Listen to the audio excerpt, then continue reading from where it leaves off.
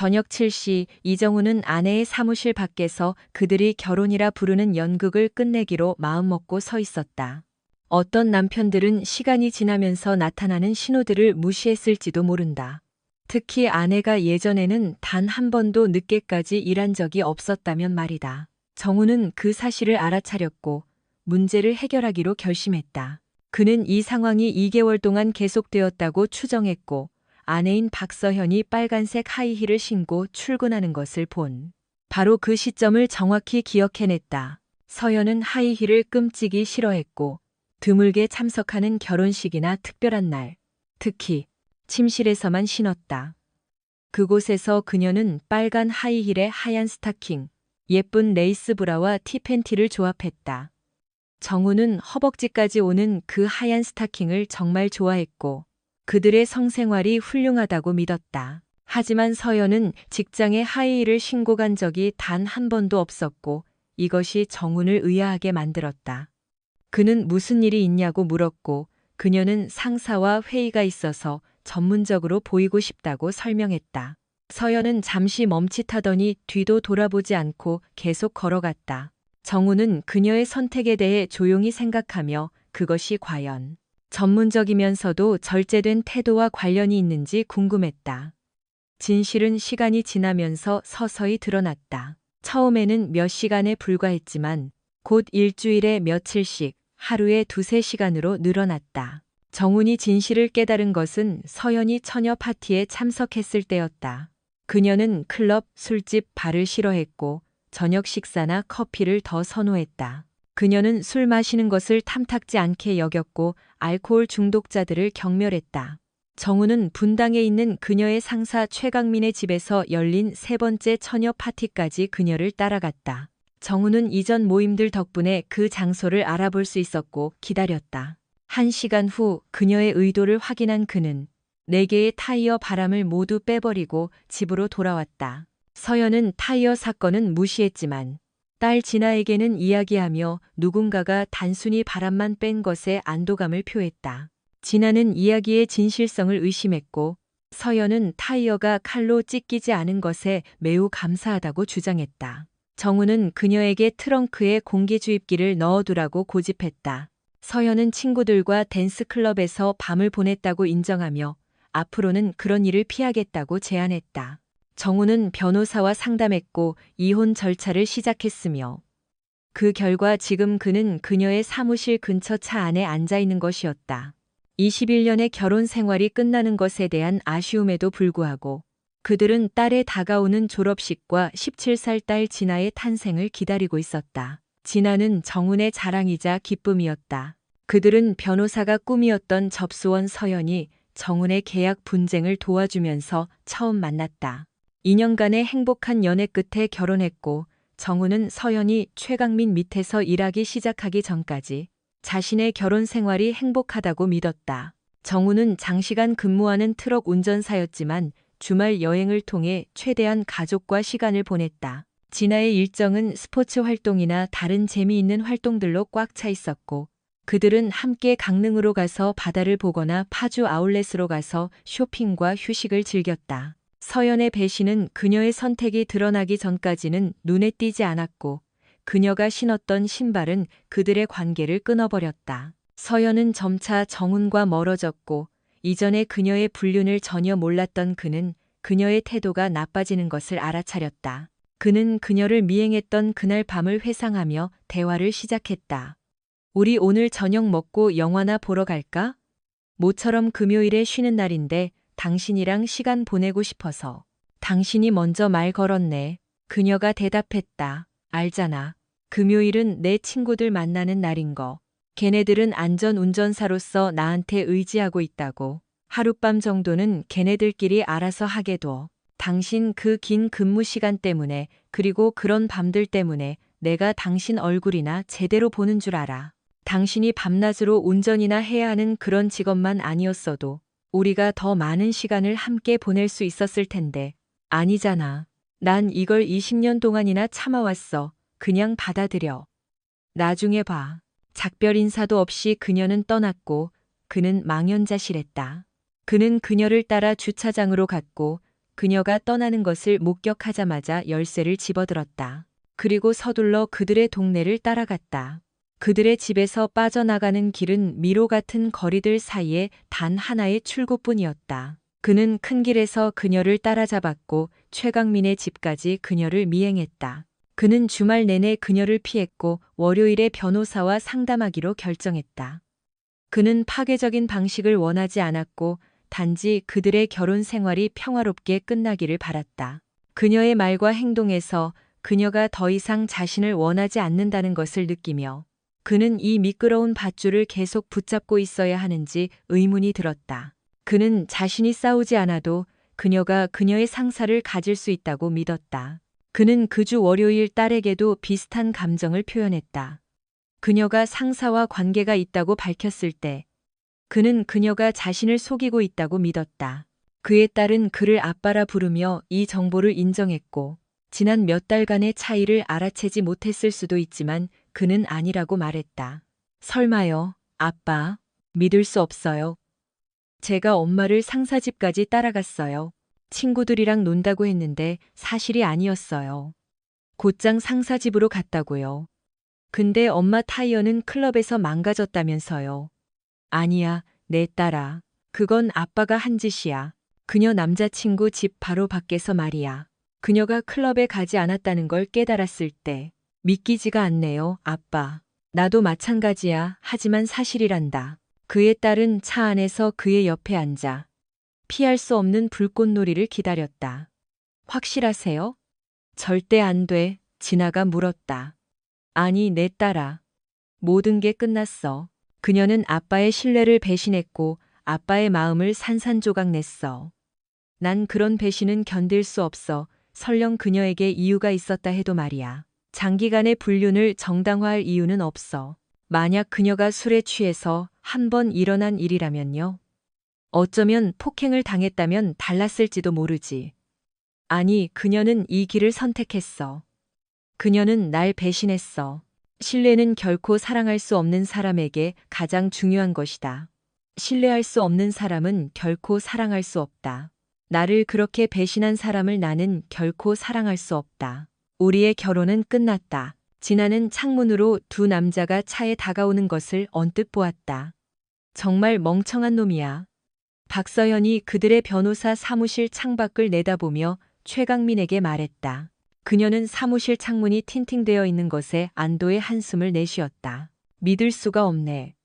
자기가 나한테 손찌검이라도 할 줄 알았나?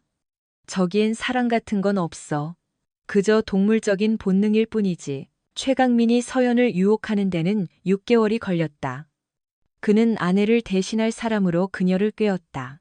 19년의 결혼 생활 끝에 막 이혼 절차를 마친 그는 살이 찌고 성욕이 부족하다는 전처의 불평에 신물이 났고 그녀와 함께 있는 모습을 보이는 것조차 창피해했다. 쌍둥이 자녀가 대학에 가자 그는 마침내 그녀에게서 벗어났다. 아내와 동갑인 서연은 더 우아한 분위기를 풍겼고 30대의 탄탄한 몸매를 소유하고 있었다. 그녀는 놀라운 아름다움을 뿜어냈다. 최강민은 그녀를 이상적인 사모님으로 상상하며 그녀의 옷장을 업그레이드 시켰다. 창문을 두드리는 소리에 정우는 깜짝 놀랐다. 이정훈 씨 맞으십니까? 그는 창문을 내리고 신원을 확인했다. 네, 맞습니다. 소장입니다. 서류를 잘 읽어보십시오. 박서연 씨, 이진아 양, 그리고 귀하의 자택으로부터 100m 이내 접근 금지 명령이 포함되어 있습니다. 진아한테서 접근 금지 명령이라고? 진아는 봉투를 낚아채 이혼 서류 제목을 읽었고 접근 금지 명령을 발견하고는 그에게 건넸다. 이게 무슨 짓이야? 그가 소리쳤다. 오 세상에, 안 돼. 진아가 신음했다. 아빠. 맹세하는데 이게 무슨 소린지 전혀 모르겠어요. 그녀는 그에게 나머지 서류들을 건넸다. 그 서류에는 가정폭력에 대한 여러 혐의가 명시되어 있었다. 아동학대, 미성년자 상해. 진아야, 왜? 아빠 맹세하는데 전 이 일과 아무 관련 없어요. 이건 거짓말이거나 실수겠죠? 잠깐. 엄마가 내가 지금 여기 있을 줄 어떻게 알았지? 그건 내가 말해줬으니까요. 딸의 고백은 그의 심장을 찢어 놓았다. 아빠가 엄마가 바람 피우고 있다고 말했을 때 제가 엄마랑 대질했어요. 엄마는 아빠가 자기를 속였다는 탐정 보고서가 있어서 그랬을 뿐이라고 말했어요. 진심일 리가 없지? 그 보고서 봤어?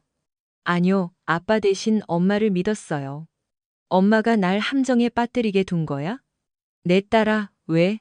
내가 널 얼마나 사랑하는데. 왜 나한테 이런 짓을 하니? 아무 말도 하지 말라고 했잖아요. 맹세해요, 아빠. 접근 금지 명령에 대해선 전혀 몰랐어요. 이건 말도 안 돼요. 맹세컨대 그런 얘기는 누구와도 한 적 없어요. 그는 그녀를 무시한 채 조용히 울었다. 잠시 후 그는 말했다. 이제 가야 해, 진아야. 더 이상 내 곁에 있을 수도 있고 싶지도 않아. 그가 작게 말했다. 아빠, 안 돼요. 그녀가 소리쳤다. 가거라. 안 그러면 체포될 거야. 게다가 보안관이 아직 여기 있고 널 지켜보고 있어. 그는 계속 읽었다. 세상에 내 모든 계좌까지 동결시켰어. 젠장, 이제 어떡하지? 축하한다, 너희 둘. 날 망쳐놨구나. 이 모든 근거 없는 혐의들로 그녀의 빌어먹을 거대 로펌과 싸울 여력조차 없어. 난 영원히 법정에서 싸워야 할 거야. 오, 세상에, 아니요. 제가 모든 걸 바로잡을게요. 아빠. 그녀는 차에서 내려 사무실 건물 쪽으로 걸어가며 말했다. 최강민과 서연은 일을 마치고 만족스러운 한숨을 내쉬었다. 정말 멋졌어, 자기야. 그녀가 말했다. 그 사람 얼굴을 볼 수 있게 쌍안경이라도 있었으면 좋았을 텐데. 최강민이 벨트를 매고 서연이 스커트를 매만지는 동안 진아가 사무실로 뛰어들었다. 당신. 그녀가 소리쳤다. 이 악마 같은 여자. 아동학대? 제정신이야? 당신 미쳤어? 내가 우위를 점해야 했어. 서연이 말했다. 내가 먼저 움직여야 했지. 이제 그는 당분간 집에 들어오거나 우리 돈에 손댈 수 없어. 이제 내가 유리한 고지를 점령한 거야. 그가 날 모욕하진 않았어. 그건 잘 모르겠네. 너희 둘 정말 친하구나. 서연이 희죽 웃으며 말했다. 진아가 다가가 물었다. 그는 바람 피우지 않았죠? 물론 아니지. 누가 필요하겠어. 그녀가 웃으며 말했다. 엄마는 괴물이야. 진아가 말하고는 엄마의 얼굴에 주먹을 날렸다. 서연은 있는 힘껏 버텼지만 충격과 고통 속에 바닥으로 쓰러졌다. 최강민은 웃으며 말했다. 한 방 제대로네, 꼬마 아가씨. 진아는 잠시 멈춰 서서 주위를 둘러보았다. 책장, 서가. 그리고 더러운 책상이 보였다. 그녀는 혐오감에 얼굴을 찡그리며 최강민을 보고는 책상 위의 모든 것을 쓸어버렸다. 그러고 나서 진아는 그를 쳐다보며 차분하게 말했다. 다시는 내 눈에 띄지 않는 게 좋을 거야, 이 멍청아. 난 널 다치게 할 수 있고 그럴 거야. 그리고 그녀는 떠났다. 진아야, 기다려. 젠장. 서연이 소리쳤다. 최강민이 말했다. 저 계집애는 이 일에 대한 대가를 치르게 될 거야. 나가는 길에 그녀는 봉투를 든 한 남자를 지나쳤다. 누군가 그녀에게 물었다. 박서연 씨 맞으십니까? 그녀는 대답하고는 서둘러 가버렸다. 서연과 최강민은 그녀가 정훈의 이혼 소장을 받은 것을 알고 웃었다. 진아는 두려움에 떨며 아버지와 필사적으로 이야기하려 했다. 그는 그녀와 이야기할 수 없다는 것을 알았기에 전화를 받지 않았고 그녀에게서 전화가 올 때마다 울었다. 그는 서연이 알아채고 접근 금지 명령 위반으로 자신을 체포하기 위해 경찰을 부를까봐 두려워했다. 서연은 그를 모든 친구들과 멀어지게 만들었고 오직 그의 부모님과 남동생만이 그를 믿어주었다. 그의 결백을. 그의 재수는 만약 사실일 경우를 대비해 그를 조카들로부터 멀리했다. 이것은 진아가 그녀에게 진실을 밝히도록 강요하기 전까지 그녀의 남동생과 조지의 결혼 생활을 거의 파탄낼 뻔했다. 그는 자신이 서연에게서 그런 엄청난 증오와 딸의 배신을 받을 만한 무슨 짓을 했는지 도저히 이해할 수 없었다. 학대 혐의에 대해 알지 못했음에도 불구하고 그녀는 어머니에게 그가 그녀의 불륜과 다가오는 장례식에 대해 알고 있다고 알렸다. 그녀는 서연의 장례식에 그의 곁에 있을 것이라고 거짓말했지만 그가 그럴 것을 알았기에 침묵했다. 진아는 아버지를 위해 도움을 구했고 어머니의 이혼 서류에서 변호사가 어머니 사무실에서 일한다는 것을 발견하여 그에게 접근하는 것이 불가능했다. 그녀는 도움을 바라며 할아버지 조지에게 연락했다. 뭐가 필요하니 얘야? 할아버지가 물었다. 아빠를 도와야 해요. 누구에게 부탁해야 할지 모르겠어요. 네가 내 아버지에게 한 짓을 믿을 수가 없구나. 진아야, 대체 무슨 생각으로 내 엄마를 도운 거니?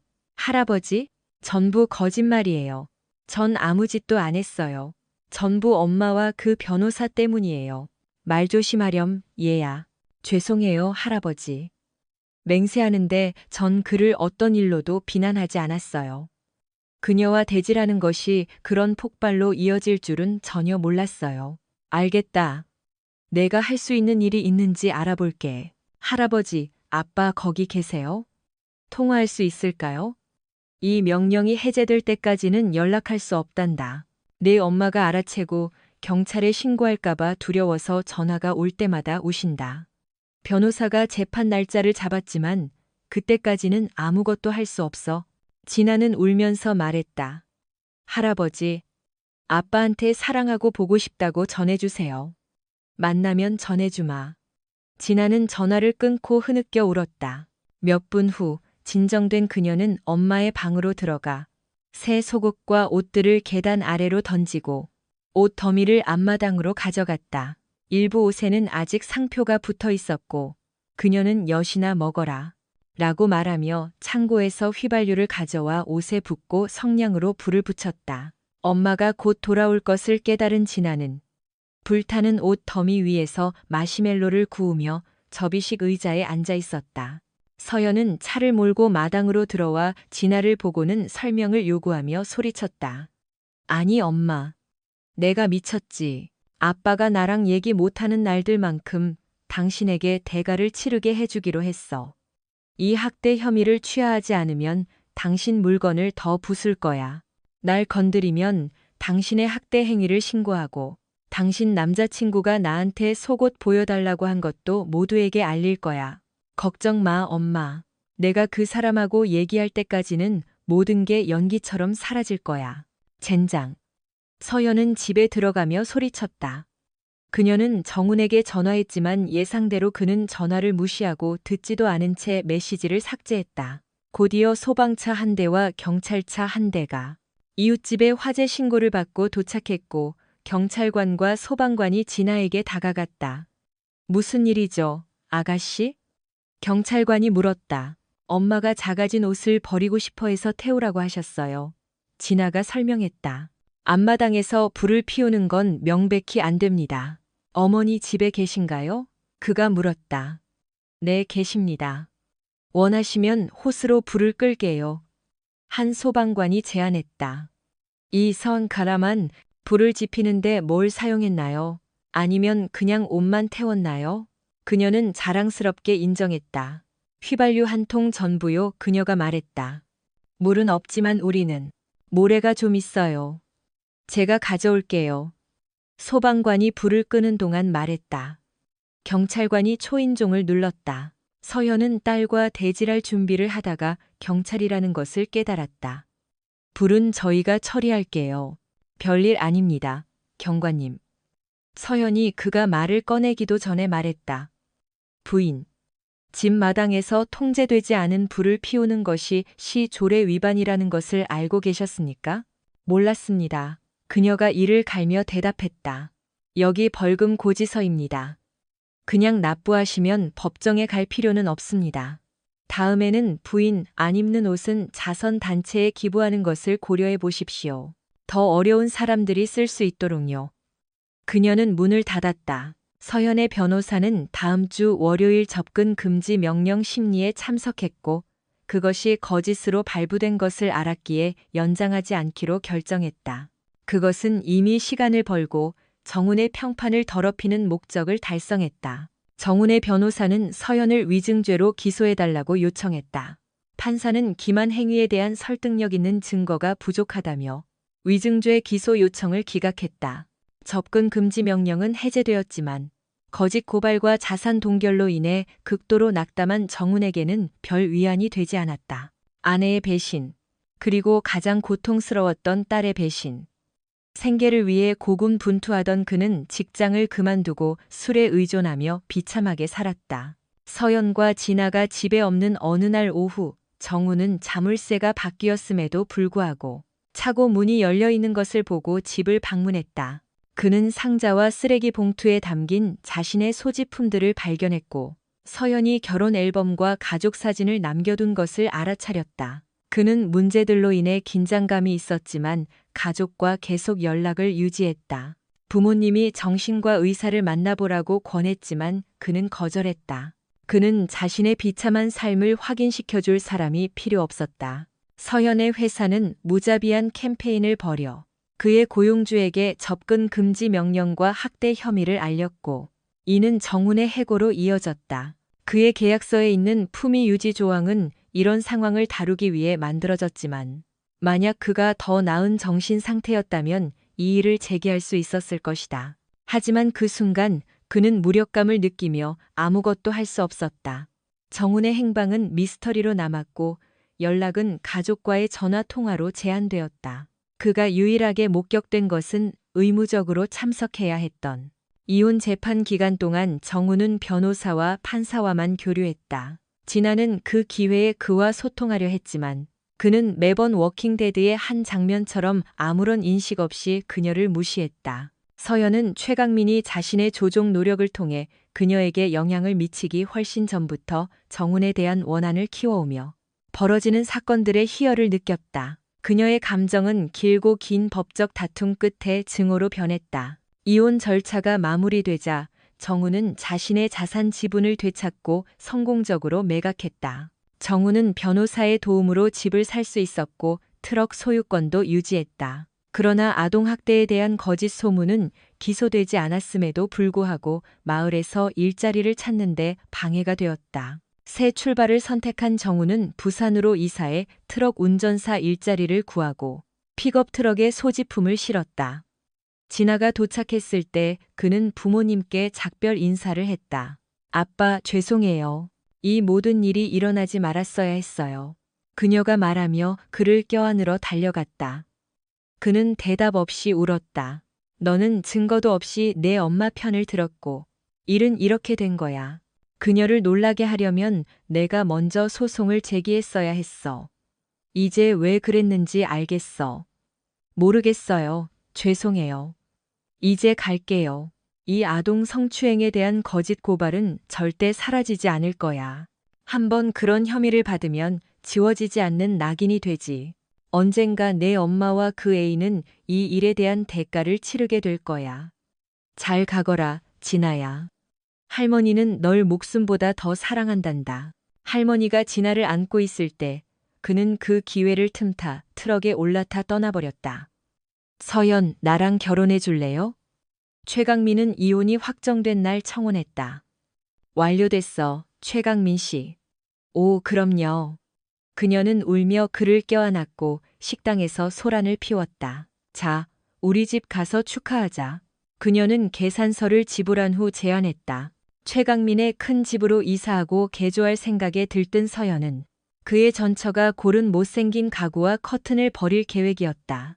그들이 가장 먼저 살 물건은 새 침실 세트였다. 그들이 떠날 때 최강민은 전처 캐롤이 그녀의 부모님과 저녁 식사를 하는 것을 보고 웃었다. 그와 그의 최신 애인에게 혐오감을 느낀 캐롤은 그들이 지나갈 때 그에게 침을 뱉었지만 그는 알아채지 못했다. 정우는 트럭 차고지로 들어서며 문가에 서 있는 동료 철수를 보았다. 정훈아, 어떻게 지내? 누가 내 오트밀 죽이라도 망쳐놓은 표정이네. 오늘 이혼이 마무리됐어. 아, 그래, 그 여자가 너한테 한 짓을 생각하면 오늘은 즐거워야지. 그 여자가 아니라 내 딸이야.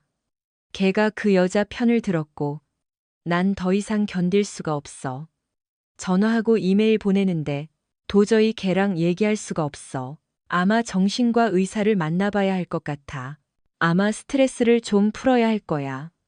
그들 뒤에서 목소리가 들려왔다. 안녕, 미애 씨. 그거 나쁜 생각 아닌데. 철수가 덧붙였다. 하. 내 늙고 시든 몸뚱이를 누가 원하겠어? 정훈이 말했다. 미애는 몸을 기울여 그의 귀에 다정한 말을 속삭이고는 우아하게 걸어갔고 그녀가 떠나자 주변 사람들은 감탄하며 그녀를 바라보았다. 친구들의 격려에 힘입어 정훈은 미애를 쫓을 준비가 되었다고 말하며 그녀가 자신의 새로운 파트너이며 길을 떠나야 한다고 말했다. 그들의 첫 데이트는 저녁 식사, 영화, 그리고 투썸 플레이스에서의 커피와 케이크로 이루어졌다. 미애는 정훈을 안심시키며 그가 힘든 시기를 겪고 있는 좋은 사람이라고 말했다. 과거를 되돌아보며 정훈은 미애에게 오랫동안 자신이 무엇을 잘못했는지 이해할 수 없었고 이혼 과정 내내 전처의 공격성을 이해할 수 없었다고 털어놓았다. 그는 그녀가 끔찍했지만 이제는 모든 것이 끝났다고 말했다. 그녀의 손을 잡고 그는 뒤를 돌아보지 말고 앞을 보라고 조언하며 그녀에게 제대로 보상해 주겠다고 약속했다. 그는 미소를 지으며 그녀의 손을 꽉 잡고 함께 가자고 제안했다. 그들이 떠날 때 미애는 그를 가까이 끌어당겨 키스했다. 그러고 나서 그녀는 그에게 자신의 침실을 보고 싶은지 물었다. 정훈은 슬프게 대답했다. 그럴 수 있었으면 좋겠다고 했지만 미애는 동요하지 않고 그의 손을 잡아 부드러운 푸른 달빛이 가득한 자신의 침실로 이끌었다. 그들은 키스하며 천천히 옷을 벗었고 그녀를 위해 모든 순간을 간직할 작정이었다. 마침내 미애가 침대에 눕자 정훈은 바닥에 무릎을 꿇고 자신의 입장을 밝혔다. 그는 그녀의 상실이 자신의 이득이며 그것을 이용할 작정이라고 말했다. 그는 그녀에게 키스하며 언제든 준비가 되어 있다고 말했다. 약 일주일 후 검은 옷을 입은 한 남자가 마을의 한 고급 주택 뒷문에 다가가 침입을 시도했다. 그는 문이 잠겨 있지 않은 것을 보고 미소 지으며 집을 몰래 지나 목표로 삼은 방으로 향했다. 방은 목표물이 책상에 앉아 있는 페이스북 사진 덕분에 완벽하게 갖춰져 있었다. 그 오만한 남자는 그 사진을 컴퓨터 배경화면으로 사용하고 있었다. 옷장은 책상 뒤편 오른쪽에 있었고 방은 책상 램프 하나로 희미하게 밝혀져 있었다. 옷장 문이 닫혀 있었지만 그는 방을 선명하게 볼 수 있었다. 카운터 뒤 문을 열고 그는 기다렸다. 그가 유일하게 걱정한 것은 목표물이 앉기 전에 옷장으로 다가오는 것이었다. 아마도 상황이 더 복잡해질 수도 있었지만 그는 완벽한 알리바이가 자신의 안전을 보장하는 가운데 임무가 완수될 것이라고 자신했다. 최강민은 홈오피스로 들어서며 책상 위에 비스듬히 놓인 컴퓨터 화면을 흘끗 보았다. 그의 등은 옷장을 향하고 있었다. 초대받지 않은 손님은 조심스럽게 옷장 문을 열고 몰래 빠져나왔다. 소리를 들은 최강민은 고개를 들었고 자신의 머리에 총구가 겨눠져 있는 것을 발견했다. 곧이어 방아쇠가 당겨졌다. 그 후 총은 그의 손에 쥐어졌고 책상 위에는 다음과 같은 간단한 내용의 쪽지가 남겨졌다. 대가는 모두 치러졌다. 총격범은 메시지를 남기고 뒷문으로 재빨리 빠져나갔다. 가게에서 집으로 돌아오는 길에 서연은 새로 산 침대 시트 세트를 보여주기 위해 최강민의 사무실에 들렀다. 그녀는 의자에 앉은 그의 생명 없는 몸을 보고 비명을 질렀고 즉시 휴대폰을 꺼내 119에 전화했다. 그의 손에 있는 총과 책상 위의 쪽지를 보면서도 그녀는 그것을 만지지 않았다. 메시지를 읽고 그녀는 충격적인 진실을 알게 되었다. 안 돼, 정훈 씨, 안 돼. 공황 상태에 빠진 그녀는 무슨 짓을 한 거야? 라고 소리쳤다. 강동식 형사는 전화를 받고 서둘러 최강민의 집으로 향했다. 도착했을 때 그는 거실에서 울고 있는 한 여자를 보았고 현장 감식반원들이 사무실 주변을 움직이고 있었다. 현장을 둘러보던 중 그는 방구석에 있는 새 골프채 세트를 발견하고 좋은 세트네라고 말했다. 조사를 계속하며 그는 피해자의 오른손에 총이 여전히 쥐어져 있는 것을 관찰했다.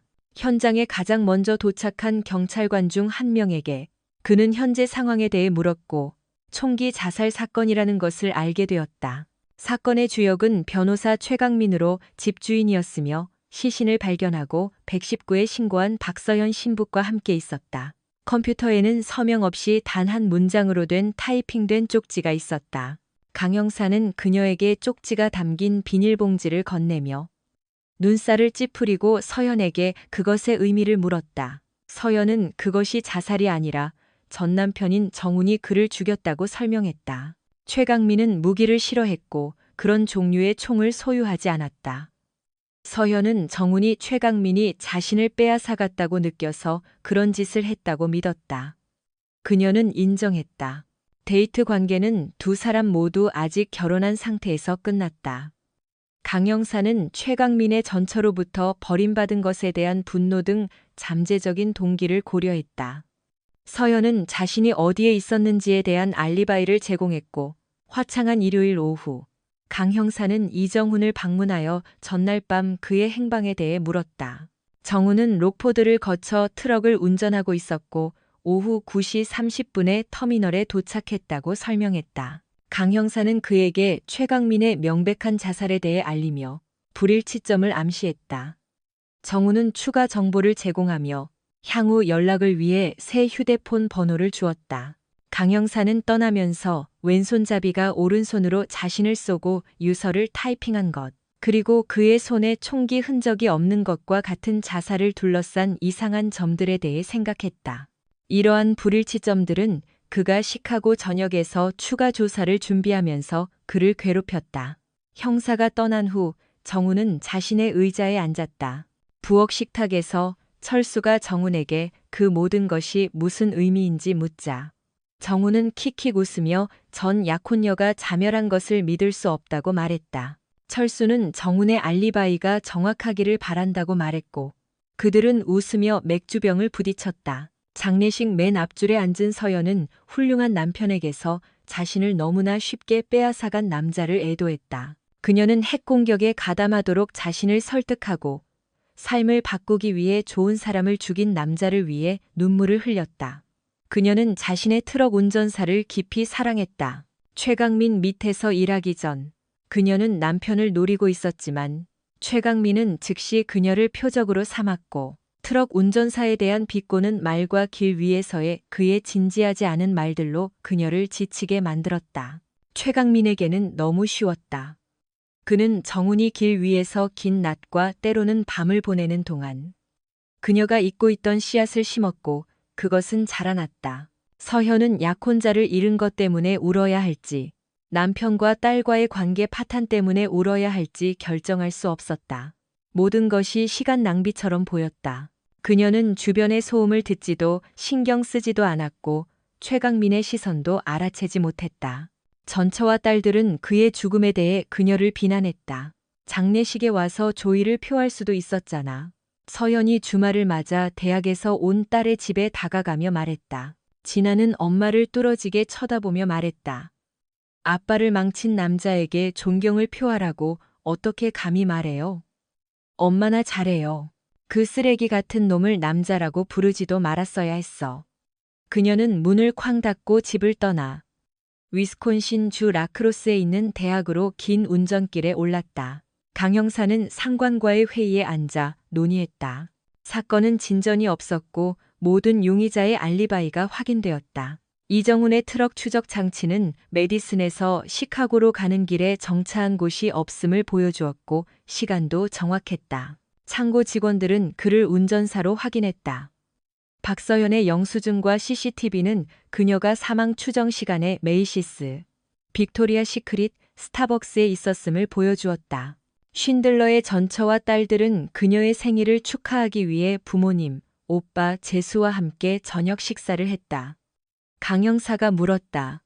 오늘이 전처 생일이었습니까? 지휘관이 그에게 물었다. 아니요, 그냥 축하하고 있었을 뿐입니다. 존슨의 딸까지 확인했는데 그녀는 위스콘신에서 3시간 이상 떨어진 대학에 있었습니다. 자살일 가능성은 없습니까? 지휘관이 그에게 물었다. 가능은 하지만 제게는 맞지 않는 것 같습니다. 그럼 용의자도 없고 동기도 없고 살인이라는 구체적인 증거도 없으니 자살로 종결합시다. 강 형사는 고개를 끄덕이고 침울한 기분으로 방을 나갔다. 6개월 후 서연은 제이슨 데이비스에게 저녁 식사를 제안했다. 그것은 그들의 세 번째 데이트였고 서연은 그를 침대로 데려갔다. 열정적인 밤을 보낸 후 제이슨은 집에 돌아와 잠자리에 들기 전 맥주 한 병을 따고 이메일을 확인하기 위해 앉았다. 그가 부엌 식탁에 앉아 있을 때 총구가 그의 머리에 겨눠졌고 발사되었다. 그들은 그에게 총을 쥐어주고 쪽지를 남겼다. 대가는 모두 치러졌다. 강 형사는 아파트를 지나 부엌으로 들어갔다. 그가 말을 꺼내기도 전에 그는 자살 유서를 건네받았다. 젠장. 내가 또 다른 것에 대해 옳았던 것 같군. 이제 누가 이 짓을 했는지 알아내기만 하면 돼. 그가 경찰관에게 말했다. 지문은 나왔나, 마크? 감식반에 물어봤는데 나왔다고는 하지만 지금 당장 추측해야 한다면 피해자 지문일 거라고 생각합니다. 경찰에 신고한 증인은 있습니까? 강 형사가 물었다. 이웃이 총성을 듣고 119에 신고했습니다. 물론 들어오거나 나가는 사람은 아무도 보지 못했습니다. 어떻게 들어왔을까요? 자물쇠나 창문이 부서진 흔적은 없습니다. 발코니처럼 보이는데 슬라이딩 도어가 잠겨 있지 않았습니다. 피해자는 2층에 있었기 때문에 이것에 대해 걱정하지 않았을 것입니다. 하지만 올라가는 것이 그리 어렵지는 않았을 겁니다. 제 생각에는 누구라도 평균 신장이면 바닥까지 점프해서 몸을 끌어올릴 수 있었을 겁니다. 평균적인 남성 또는 여성의 신장. 평균적인 남성. 키 큰 여성. 그의 전화번호는 어디 있죠? 그렇청아. 어부른데 강 형사가 물었다. 여기 포장되어 있습니다. 강 형사는 장갑 낀 손으로 그의 전화기에서 마지막 통화를 찾았다. 마지막 통화가 서연에게 걸려왔는지 확인해 보겠습니다. 그녀가 박서연이 아니라면 정말 놀랄 겁니다. 애도와 일상적인 인사 후 형사는 일을 시작했다. 그는 존슨 씨에게 왜 그녀의 연인들이 자멸하는 경향이 있는지 물었다. 존슨 씨가 대답했다. 그녀는 자신을 벌주고 있는 것이 바로 정훈이라고 믿는다고 말하며 밤새 집에 있었다고 확인했고 경보 시스템이 그 증거 역할을 했다. 그녀는 경보 시스템이 문과 창문이 열리는 것을 감지했고 전날 밤 제이슨이 떠날 때 그것을 작동시켰으며 그날 아침 형사가 도착했을 때에야 비활성화했다고 설명했다. 그녀는 시스템이 밤새 작동했다고 주장했다. 남편이 자멸 행위에 연루되었다는 그녀의 가설에 대해 질문을 받았을 때 그녀는 자신의 믿음을 고수하며 말했다. 다른 누구도 책임이 있다고 상상할 수 없었다. 형사는 이혼 전 남편과의 마지막 연락에 대해 물었다. 그가 그녀를 스토킹하거나 연락한 흔적이 있는지 그녀는 아니라고 대답했다. 그녀는 증거가 부족함에도 불구하고 그가 범인이라고 확신했다. 신문을 마친 후 형사는 호기심에 그녀의 키에 대해 물었고 떠나기 전 다시 한번 애도를 표하며 추가 조사를 위해 근처에 머물러 달라고 요청했다. 같은 편지인가? 강 형사가 경찰서로 돌아왔을 때 서장이 물었다. 네, 그렇습니다. 강동식 형사가 말했다. 매일 진행 상황을 보고해. 이건 우연이라고 하기엔 너무 공교로워. 이 여자의 알리바이는 철통 같아. 그걸 깰 수 있는지 보겠지만 두고 보자고. 이제 그녀의 전남편을 만나러 갈 거야. 형사가 조심스럽게 말했다. 그럼 결과 알려줘. 강동식 형사는 떠나면서 주요 용의자들의 알리바이가 모두 지난번처럼 철통 같을 것이라는 불길한 예감이 들었다. 정훈과 미애는 소파에서 편안하게 프라임에서 잭 라이언을 보고 있을 때 초인종이 울렸다. 강 형사님, 오늘 무슨 일로 오셨습니까? 정훈이 물었다. 들어오시죠. 정훈이 손짓하며 물었다. 선생님, 어젯밤 1시 30분에 디트로이트에서 돌아오는 길에 어디에 계셨습니까? 2시 30분에 도착했습니다. 이번에는 또 무슨 일입니까? 제이슨 데이비스를 아십니까? 아니요, 모릅니다. 그는 당신 전처를 만났습니다. 어젯밤 자살한 것처럼 보입니다. 설마요. 그렇게 보입니까? 아마 그녀는 청산인이거나 검은 과부 같은 거겠죠. 아마도요. 감사합니다. 더 필요한 것이 있으면 연락드리겠습니다. 정우는 웃으며 문을 닫았다.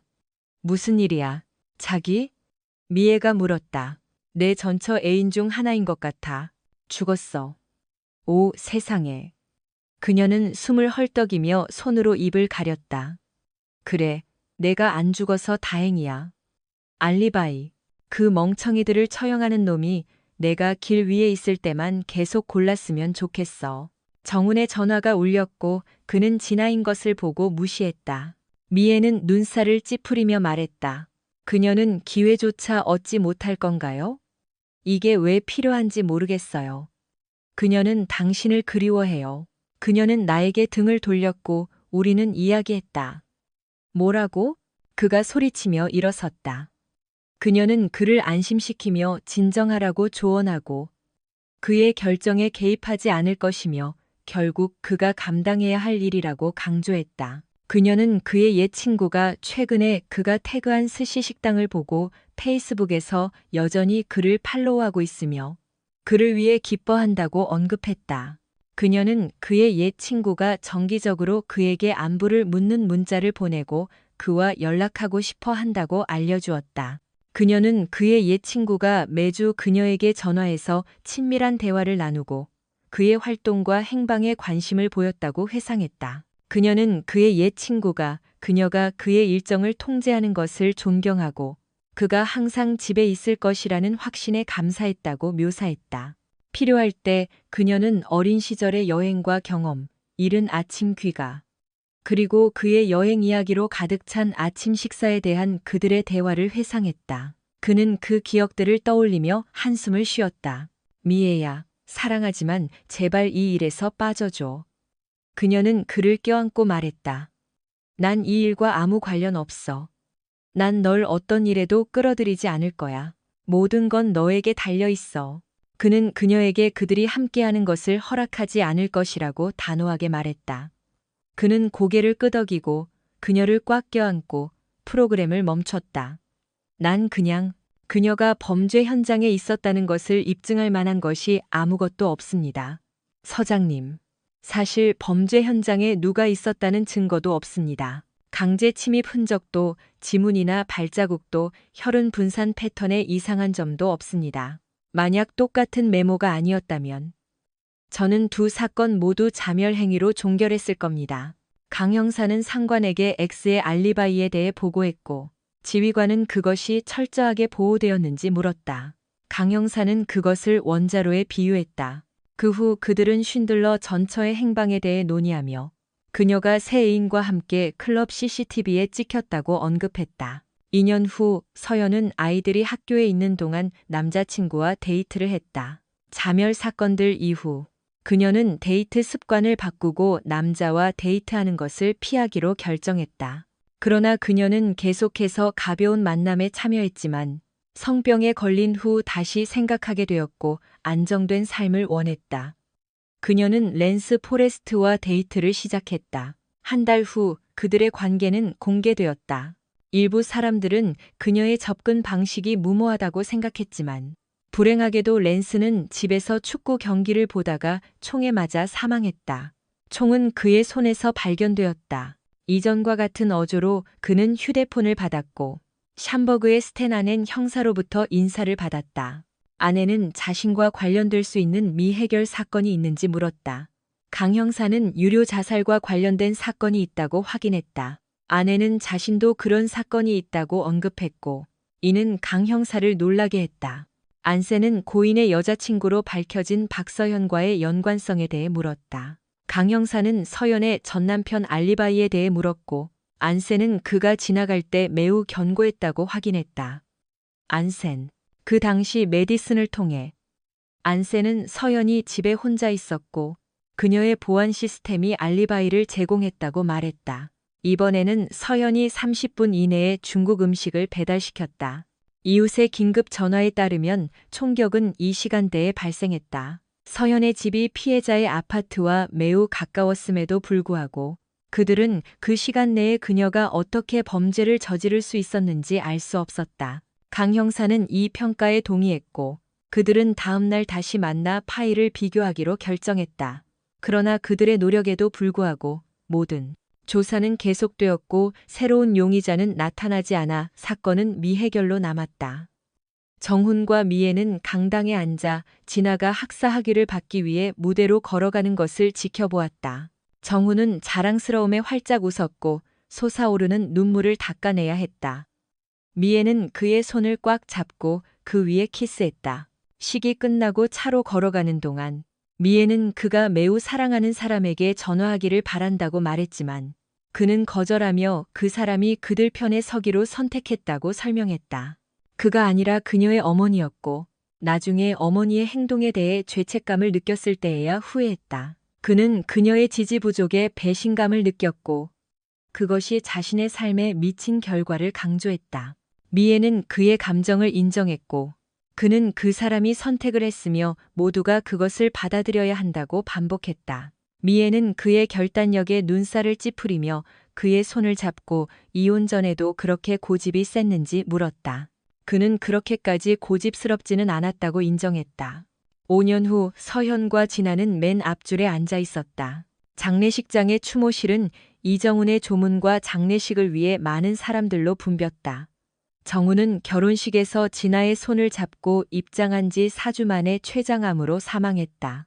그의 장례식에는 몇몇 새로운 친구들과 동료들이 참석했지만 이혼 후 넓은 친구 관계망을 회복하지는 못했다.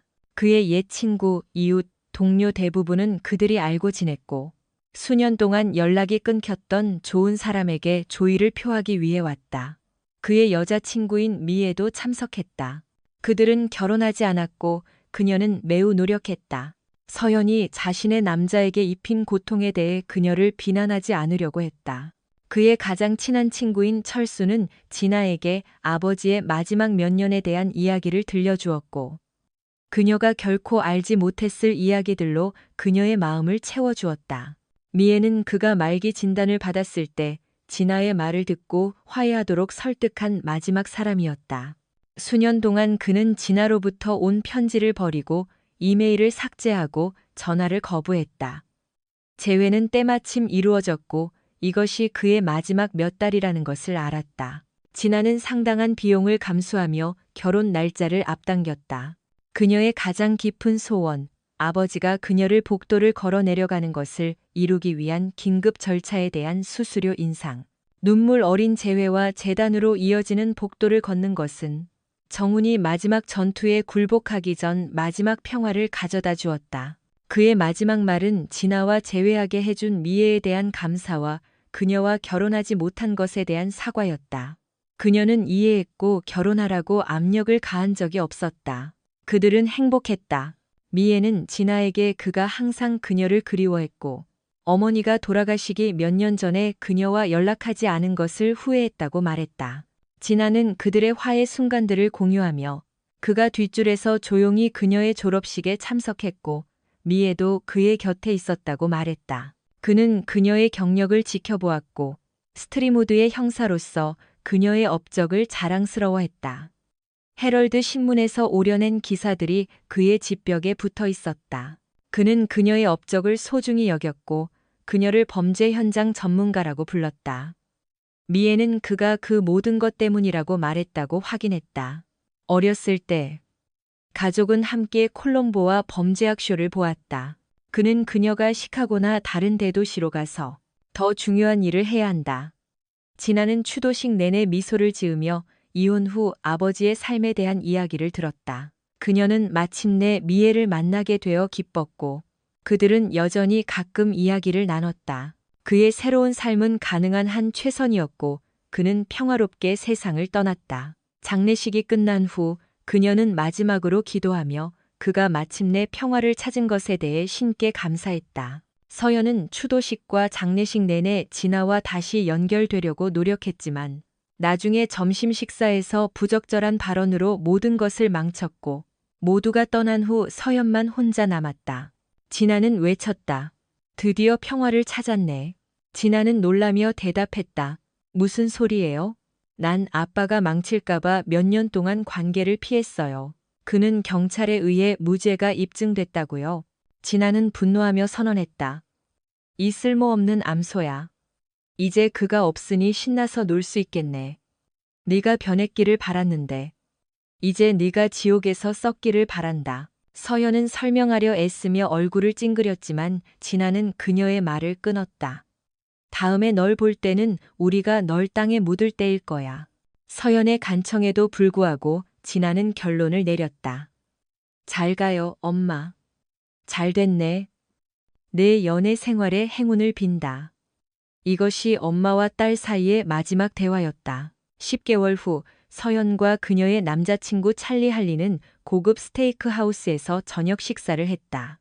찰리는 그들이 함께한 멋진 8개월에 대한 감사를 표했다. 서연은 그의 손을 꽉 잡고 그의 감정에 화답하며 다시 사랑을 찾는 것에 대한 초기 불확실성을 표현했지만 서로를 찾은 것의 행운을 느꼈다. 찰리는 그 후 서연에 대한 사랑을 고백하고 청혼했다. 서연은 심호흡을 하고 그의 청혼을 받아들였다. 청혼이 막 이루어졌고 그 순간 그녀는 속으로 그가 죽었고 이제 걱정할 것이 없다고 생각했다. 일주일 후 찰리는 뒷마당 베란다에 앉아 다가오는 결혼식과 서연이 그와 함께 이사하는 것에 대해 생각했다. 그는 쿠바 몬테크리스토 이오 시가를 깊게 들이마시고 만족스러운 한숨과 함께 연기를 내뿜었다. 총구가 그의 관자놀이에 겨눠졌고 방아쇠가 당겨졌다. 권총이 그의 손에 쥐어졌고 잿더리에는 시가가 놓였으며 테이블 위에 무거운 잿더리 아래에는 쪽지가 놓여 있었다. 대가는 모두 치러졌다. 서연은 강 형사와의 통화를 마쳤고 감정적인 대화 끝에 그녀의 얼굴은 눈물로 젖어 있었다. 그녀는 욕실로 가서 수면제 한 병을 꺼냈다. 당장 필요하지는 않았지만 항상 가지고 다녔다. 그녀는 우편함으로 가서 봉투를 넣고 발송 우편 깃발을 올렸다. 침대에 누워 그녀는 정훈과의 결혼식, 아름다웠던 그날, 진아의 경력에 대한 자부심, 가족 휴가, 공원 나들이를 회상했다. 그녀는 최강민을 만나지 않았더라면, 그리고 자신의 삶을 망치지 않았더라면 하고 후회했다. 마침내 그녀는 기도했다. 곧 정훈이 그녀의 가슴 위에 쪽지를 놓았고 그녀는 마지막으로 잠에 들었다. 쪽지에는 나의 대가는 모두 치러졌다고 적혀 있었다. 진아는 우편물과 식료품 봉지를 들고 집에 돌아왔다. 그녀는 모든 것을 제자리에 두고 열쇠를 고리에 걸고 신발을 벗었다.